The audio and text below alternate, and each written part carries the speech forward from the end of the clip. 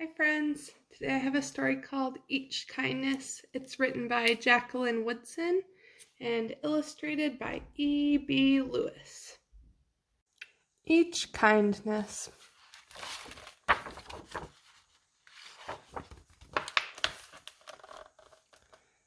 That winter, snow fell on everything, turning the world a brilliant white. One morning, as we settled into our seats, the classroom door opened and the principal came in. She had a girl with her, and she said to us, "This is Maya." Maya looked down at the floor. I think I heard her whisper hello. We stared at her. Her coat was open, and the clothes beneath it looked old and ragged.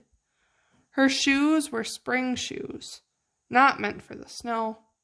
A strap on one of them had broken.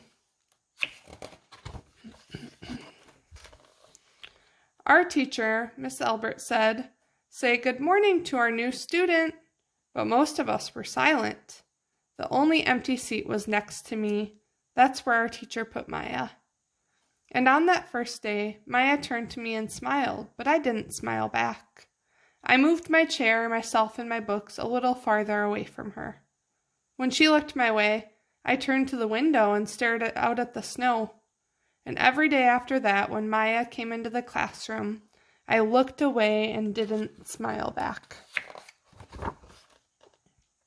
My best friends that year were Kendra and Sophie. At lunchtime, we walked around the schoolyard, our fingers laced together, whispering secrets into each other's ears. One day, while we were near the slide, Maya came over to us. She held open her hand to show us the shiny jacks and tiny red ball she'd gotten for her birthday. "It's a high bouncer," she said, but none of us wanted to play, so Maya played a game against herself. That afternoon, when we got back into the classroom, Maya whispered to me, "Bet you can't guess who the new Jacks champion of the world is." Behind me, Andrew whispered, "Chloe's got a new friend. Chloe's got a new friend." "She's not my friend," I whispered back. The weeks passed. Every day we whispered about Maya, laughing at her clothes, her shoes, the strange food she brought for lunch. Some days Maya held out her hand to show us what she had brought to school. A deck of cards, pickup sticks, a small tattered doll. Whenever she asked us to play, we said no.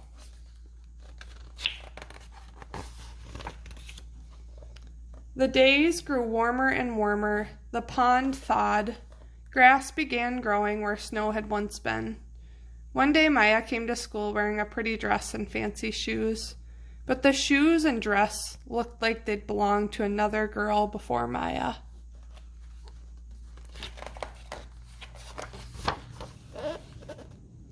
"I have a new name for her," Kendra whispered. "Never knew. Everything she has came from a second-hand store." We all laughed. Maya stood by the fence.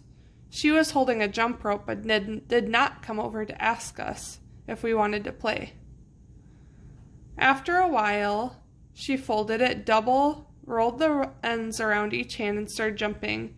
She jumped around the whole schoolyard without stopping. She didn't look up once. Just jumped, jumped, jumped. The next day, Maya's seat was empty. In class that morning, we were talking about kindness. Miss Albert brought a big bowl into class and filled it with water. We all gathered around her desk and watched her drop a small stone in it. Tiny waves rippled out, away from the stone. "This is what kindness does," Miss Albert said. "Each little thing we do goes out like a ripple into the world."